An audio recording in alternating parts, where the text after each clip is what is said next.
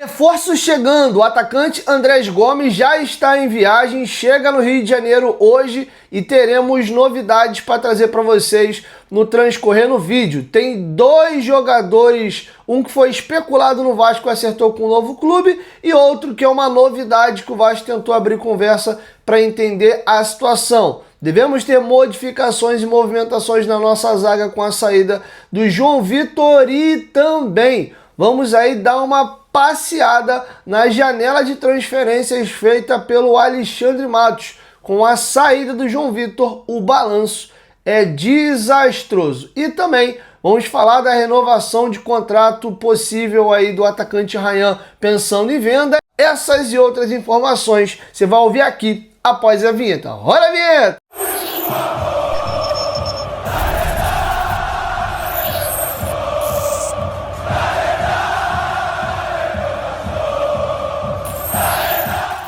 Sejam todos muito bem-vindos ao canal Futebolaço, Dieguinho na área, como sempre com muita informação. Deixa o like aí no começo do vídeo, galera, ajuda a gente, o YouTube entende que o conteúdo é legal, é relevante, as pessoas ao assistirem gostam e ele dispara e compartilha para novas pessoas. E se for a sua primeira vez aqui no canal, se inscreve aí, pô, a gente grava de 2 a 3 vídeos por dia aqui no canal e você vai ficar sempre bem informado de tudo que rola no Vascão da Gama. E se você também quiser comprar camisas antigas do Vascão da Gama, como essa daqui e outras, entre em contato com a gente lá no Instagram pela lojinha do Futebolaço. Eu sempre deixo o link aqui na descrição. E se você quiser vender também uma camisa sua que tá aí na gaveta, você não usa mais, engordou, emagreceu ou tá precisando fazer uma grana, entre em contato com a gente que a gente pode estar fazendo o negócio. Dito isso, vamos aí para as informações. Bom, o nosso atacante Andrés Gomes já está viajando, chega no Rio de Janeiro agora mais tarde, provavelmente aí no início da noite, e fará já a realização de exames médicos amanhã.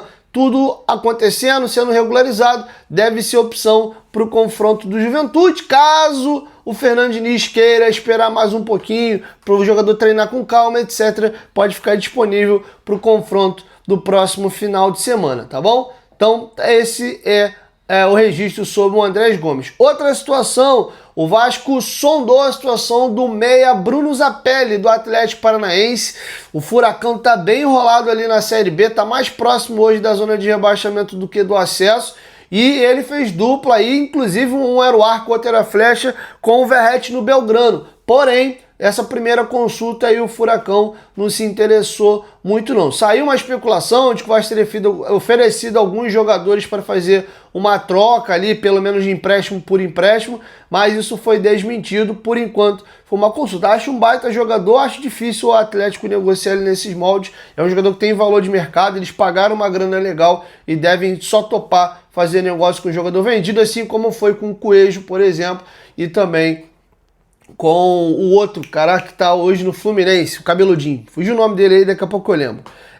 Virando a chave agora, queria falar também sobre o Tolói. Tolói que teve inclusive negociação com o Vasco na janela do início do ano. Naquele momento ali o campeonato italiano estava em curso ainda, o Tolói preferiu seguir lá no futebol italiano. Agora o contrato dele terminou com a Atalanta e não foi renovado. Estava livre no mercado, o Vasco não abriu negociação com o Tolói nesse momento. O Fernando Diniz joga com linha alta, com o time propositivo, precisa de zagueiro de velocidade para correr para trás e entende-se que o Tolói é um zagueiro hoje já mais lento e mais veterano, então o Vasco não abriu negociação.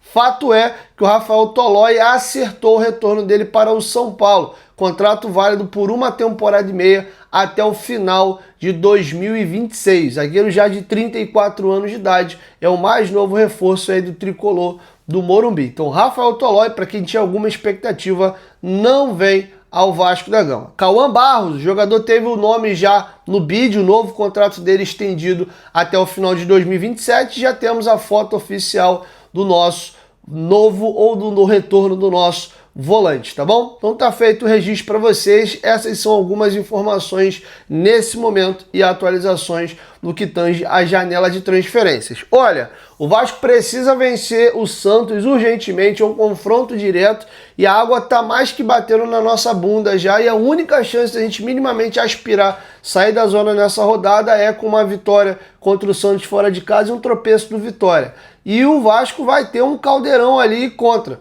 Já tem 45 mil ingressos vendidos, O Santos vem numa arrancada, não perde a 3 jogos, tá? Tem o fator Neymar também, o Neymar tem crescido de rendimento no Santos, é uma atração. O Santos, que é um clube do interior de São Paulo ali, né, na região litorânea em Santos, tem muita torcida também na capital e o Santos vai jogar no Morumbi, então é uma novidade para o santista que é da capital, então teremos casa cheia. Um detalhe talvez que traga uma memória afetiva boa é que a última vitória do Vasco no Brasileiro foi justamente no Morumbi, contra o São Paulo. Então, quem sabe a gente não consegue repetir a façanha e voltar com 3 pontos daí. Escalação do Vasco deve ser alternativa, tem algumas possibilidades, vou falar isso para vocês com mais calma no próximo vídeo.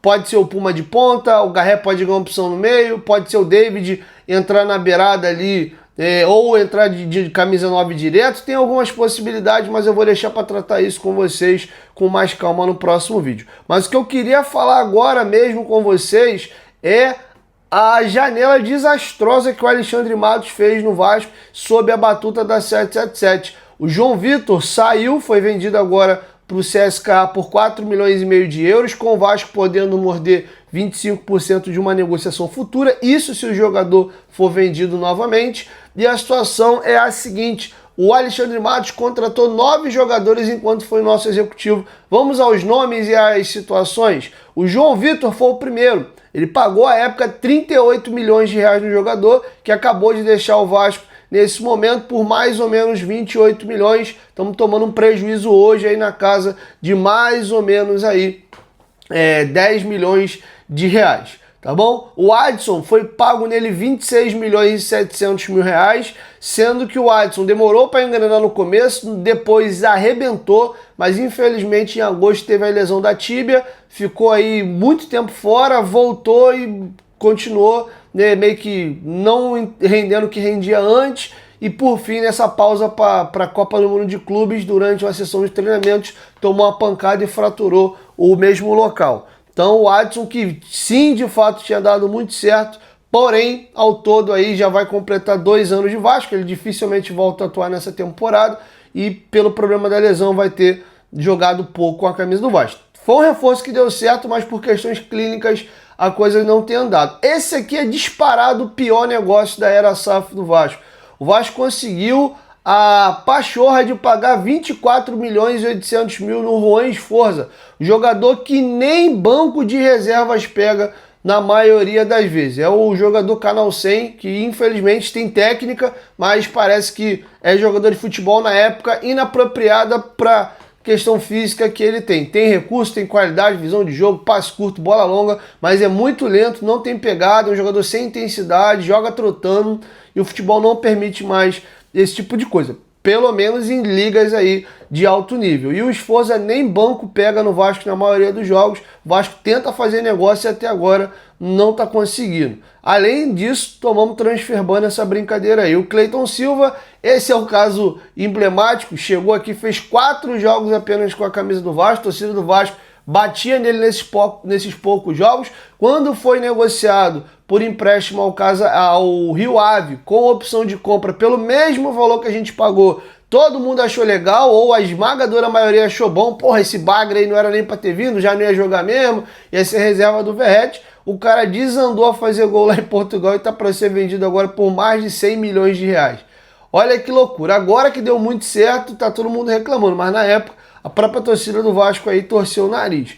O David foi pago 16 milhões e 900 mil reais nele, muitíssimo bem ano passado, teve uma lesão grave de joelho, voltou esse ano nos primeiros jogos bem, mas já vem numa queda nos últimos 3 jogos, mas é uma peça útil. Mas ainda assim, para a idade, para o que o David tinha de histórico de carreira, achei um valor alto. Ele poderia ter chego mais baixo, mais barato, mas é um jogador que tem bons serviços prestados. Olha outra loucura, o Robert Rojas, por empréstimo, ele não foi comprado não, só o empréstimo dele custou 3 milhões e 200 mil reais. Foi mais reserva do que titular no período que teve no Vasco e já meteu o pé. O Galdames foi pago 1 milhão e 300 mil reais para ele chegar ao Vasco e já meteu o pé. E o Vitor Luiz chegou sem custos e o Kehler também veio emprestado junto ao Inter e já meteu o pé do Vasco. Ou seja, Dessa galera todinha que foi contratada, desses 9 bonequinhos, só está no elenco do Vasco o Adson lesionado, o Sforza que nem pega banco, o David que voltou de uma LCA e é um jogador hoje útil, um jogador importante, pode até ser titular contra o São Paulo. O restante, Rojas saiu, Galdame saiu, Vitor Luiz é a terceira opção hoje de lateral do Vasco. Doideira. Então essa foi a janela feita pelo Alexandre Matos. E aí, partindo para a base, para a espinha dorsal do time do Vasco, e é o que eu falo várias vezes, disparado, o melhor executivo do Vasco nos últimos anos. Sei que tem uma galera que não gosta, chama-se Paulo Brax, mas de longe.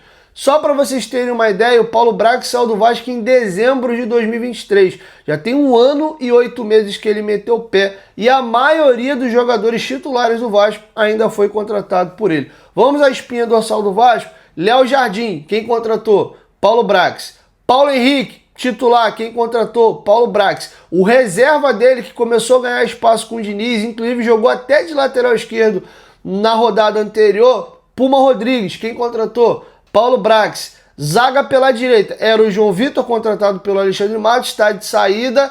E quem vai ser o substituto? Ou Maurício Lemos, que eu acho que para mim é um jogador que tem que ficar de lado já. Esse foi contratado pelo Pedrinho. Ou o Hugo Moura, que até chegar o novo zagueiro, para mim é o que vai acontecer. Quem contratou o Hugo Moura? Lúcio Barbosa. No período da saída do Alexandre Matos até a chegada do Marcelo Santana. Mas nem o Marcelo Santana, teve esqueci o nome dele agora, ele trabalhou no Botafogo, trabalhou também no Santos. Foi apresentado na live da Força Jovem, trabalhou no Cruzeiro. Me ajuda aí, galera. Me deu um branco aqui agora no nome dele. O Lúcio Barbosa, entre o inteirinho da chegada desse novo profissional, contratou o Hugo Moura. Zagueiro pela esquerda hoje é o Lucas Freitas, que é o titular. Quando ele não jogava, atuava ali o Luiz Gustavo, que é da base. E na lateral esquerda, quem contratou o Piton foi o Paulo Brax. Hugo Moura, se a gente for considerar um zagueiro e não improvisar o Hugo, foi o Presuntinho. Se não for o Hugo Moura e o Hugo Moura foi empurrado para a zaga, deve jogar ali ou o Jair ou o Thiago Mendes. Thiago Mendes é gestão Pedrinho, já o Jair é gestão Paulo Brax. O Tietê, que esse aí garantiu a vaga ali, é gestão Pedrinho. Meio armador Coutinho é Pedrinho. Ponta direita o Ryan, base. Ponta esquerda Nuno, Pedrinho. E centroavante Paulo Brax, ou seja, que é o Verrete. Ou seja, não tem um único jogador da espinha dorsal do Vasco titular de hoje que foi contratado pelo seu Alexandre Matos, que chegou badalado, com peso, rojão. Eu mesmo fui um que fiz um estardalhaço danado. Imagina, agora a gente tem dinheiro, era até então o ano do maior aporte da 777 que acabou não existindo, temos um executivo de peso, conhecido no mercado, e o Escambau A4, temos um projeto, né, agora de SAF e tal, agora vai, aí que deu M, meu amigo. A primeira contratação dele já dizia muito que seria 8 milhões de euros no João Vitor. Que loucura. Então, quero te ouvir. Deixa a sua opinião aqui embaixo nos comentários. Você acha que cabe uma fila do perdão ao Paulo Brax ou não? Você acha que o Paulo Brax não deixou saudade? Inclusive, tá trabalhando aí no Atlético Mineiro. Caiu aí para um outro clube que também é SAF e tá mais organizado e estruturado hoje que o Vasco da Gama. Beleza? Tá feito o registro para vocês. Caminhando agora para a reta final, galera. O Vasco tá abrindo negociações para novamente renovar o contrato do Ryan.